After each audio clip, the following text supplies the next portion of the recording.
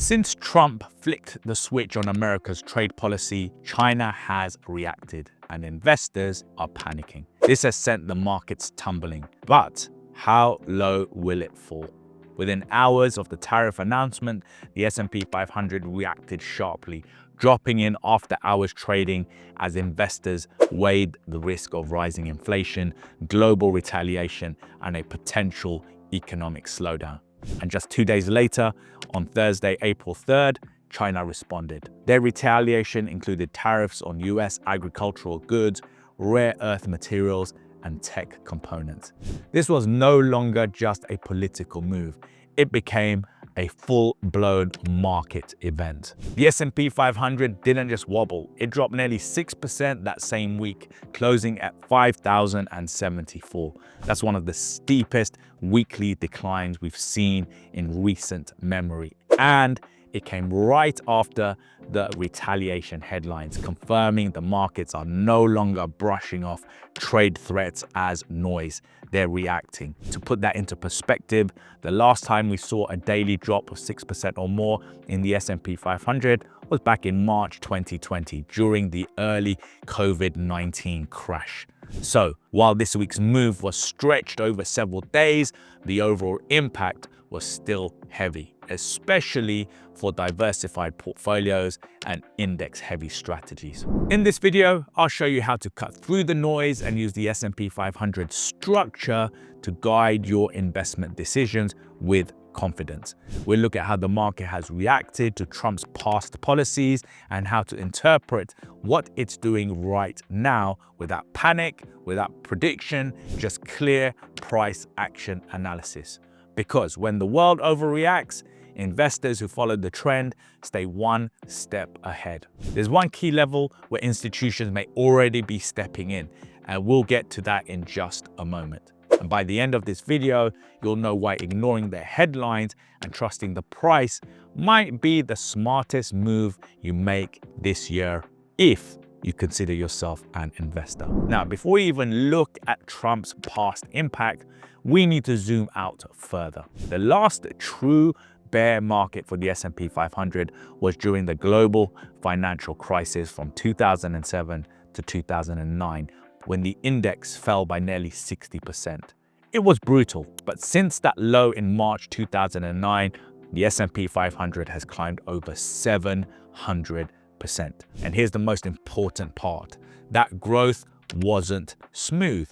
Along the way, the market absorbed a global debt crisis, political unrest, interest rate hikes, COVID-19, inflation shocks, and yes, multiple rounds of trade wars, tax reforms, and tariff announcements during Donald Trump's presidency. In other words, this has been one of the most powerful and resilient bull markets in history. Every major event, even the ones that made headlines for weeks, ended up being just another chapter in the trend. And in a few moments, I'll show you how this current correction fits into that exact same pattern and why it might be your biggest opportunity and not a threat. Back in November 2016, Trump wins the election.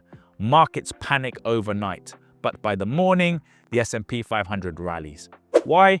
Because investors saw tax cuts, deregulation, and spending, and the market climbed over 12% in the next 6 months. Then in 2018, the tariff wars begin.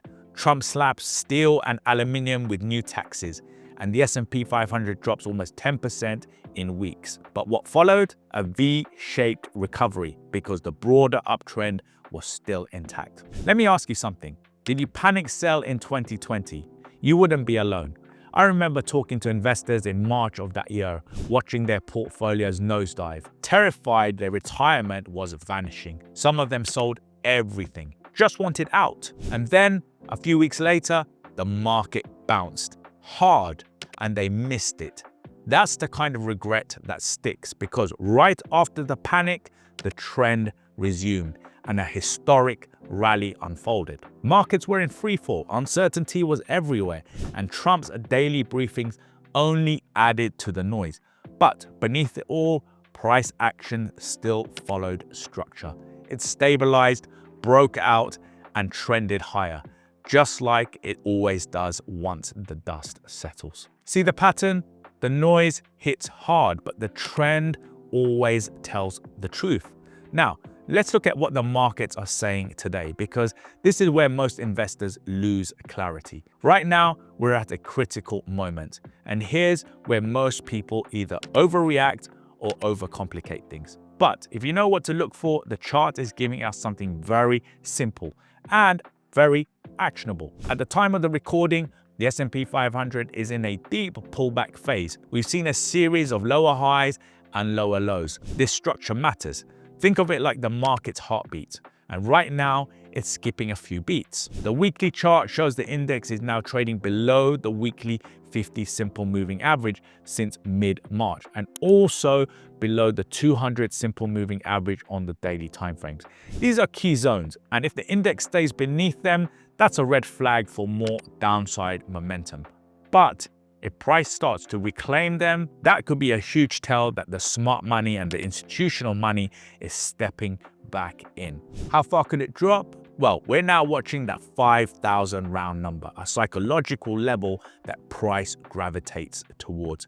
If this level doesn't hold, we could see a deeper retracement towards the 4,700s area, which is the low of last year, and also another key support level. But again, watch the reaction, not just the level, because it's the strength of the buyers at these zones that matters more than the line itself. During this phase, you may need some rebalancing of the portfolio where you cut out of the weaker stocks. Look at each stock on an individual basis, because even during a dip, there will be stocks that hold well, that are hardly impacted, and that even move up, leading the recovery. Look, Trump's announcement triggered the drop, and China's retaliation added pressure, but neither defines what happens next. Price does. The S&P 500 reflects trillions of dollars of positioning. It's not reacting emotionally, and neither should you. When the headlines shout, your process should whisper. That's how pros navigate chaos, and how you stay focused while everyone else, well, reacts negatively. That's exactly why we built the private community, so you're not making these calls in isolation. We break it down in real time with weekly levels, Q&A sessions, and setups that align with how the market actually moves. Here's the part most people miss. Even with this knowledge, most investors still fail. And it's not because they didn't see the pattern, it's because they didn't know how to execute it. That's exactly what I uncovered after working with over 1,000 investors. And it's what I break down in this next video.